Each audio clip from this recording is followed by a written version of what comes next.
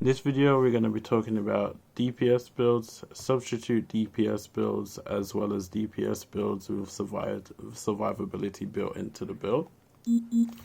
So to kick this all off, we're going to go with the strongest damage talent, which is Perfect Glass Cannon. Gives you 30% amplified damage, but it also gives you 60% amplified incoming damage. So you got to be cautious when using this build. Perfect Vigilance on the backpack, giving you that 25% weapon damage. I like to run a bullet turret on my build. Helps with ads, throw in front of a spawn door. Usually the ads will focus the turret before they focus you. But it's also to proc my talent on my guns, which is in sync, giving me that extra 30% weapon damage. Overall, this build is built crit chance, crit damage across the board.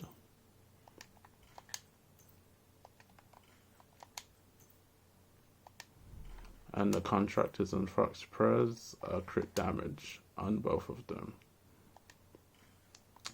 You end up with the stats being 51 crit chance with 190 crit damage. Changing to the AR, same crit chance, but just a little bit lower crit damage due to the fact that assault rifles have health damage and not crit damage as the core attribute. Your multiplicative damage, 8% on both guns. However, damage to target of out covers doesn't show up in these specs, but you do have it obviously from your knee pads. So, coming into the shooting range, your base damage is 1 mil in the belly for non-crit, and then 3.216 for a crit chest. Headshots are hitting 4.186, as you can see, and then a red shot is 1.991, which is almost 2 mil for a red shot, but again, that's without me proccing in sync. Now, within sync, obviously the numbers are higher. Other preferable rifles will be your Baker's Dozen. Although it doesn't have a damage increase, it gives you 5 extra bullets in the mag that you can use. And then it also gives you the ability to miss bullets and not waste your bullets.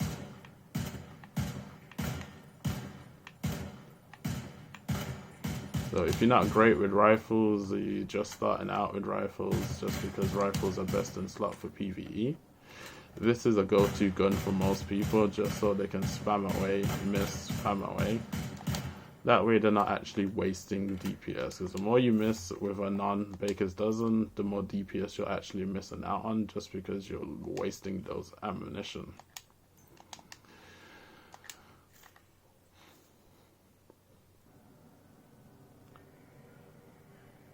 Now from here, my personal favorite would be, for the substitute damage builds, would be the Perfect Spark build.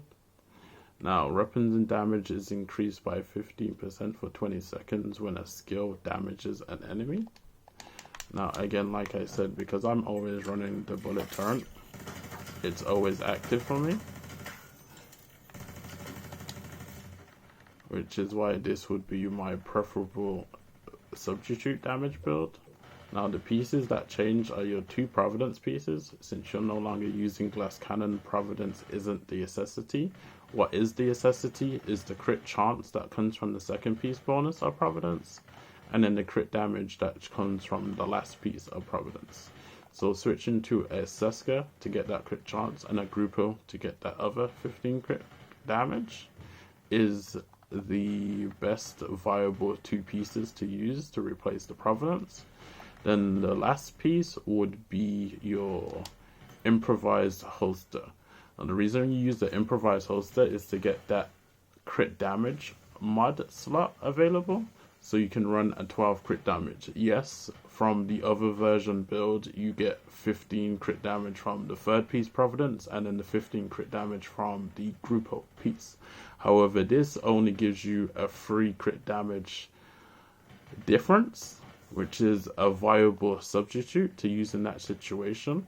And then your last piece, again, if your team is running 3 Coyote Masks or more, you would just go ahead and then switch to a Walker and Harris piece to get that 5% weapon damage. There being no other crit damage pieces to use and brand sets to use. Still keeping, again, your Contractors and Frox Prez in place, because again, they're blessed and slot for damage. A second one would be switching to Spotter instead of the Door Knocker chest piece. However, with Spotter, it requires you to pulse an enemy. This is the drawback to this build.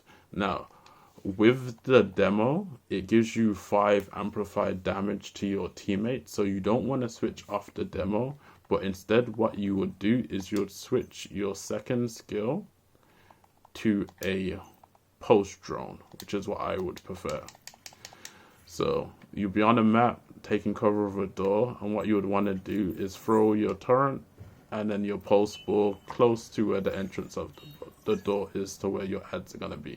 Now that's a big radius, so it's not going to not get your enemies. Even if they come out, they run a certain distance, it's still going to tag them with the pulse, and it's a constant pulse for your area.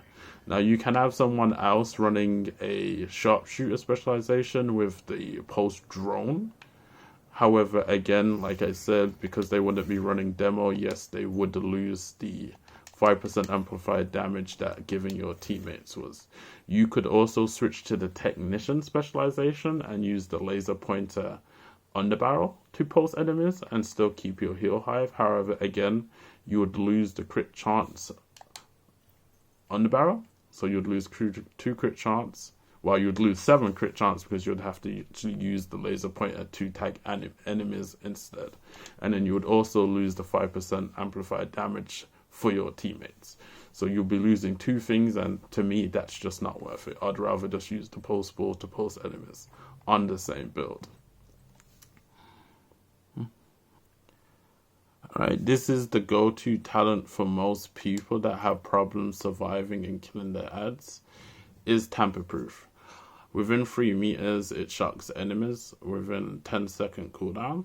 So they would throw your turret in front of the spawn door, and then when the ads come out, as it says, it will just give them a little bit of a shock, giving you more time to go ahead and kill your ads while they're shocked.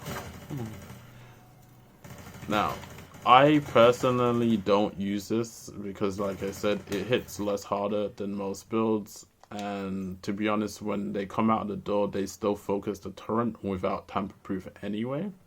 And again, tamper-proof is only useful for a spawn door situation.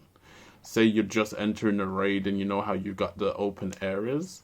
Tamper-proof is pretty much useless in that situation. So what other people like to do is, instead of tamper-proof, they would run a unbreakable instead. Again, giving you the survivability of being able to break your armor, get 95% of your armor back. It's viable in all situations, other than situations where you're taking damage on a continuous basis without stop. So say you're in furnace room and your armor's always being broken, it wouldn't be useful. Say you're doing 4th boss Faraday where you've been electrocuted 24/7, your unbreakable's always popping, wouldn't be useful. So there's certain situations where unbreakable just isn't great, and then there's also certain situations where tamper-proof isn't great. However, they're the same build, as you can see. The only thing that you're changing is literally the chest piece talent for either the substitute damage builds or the survivability damage builds.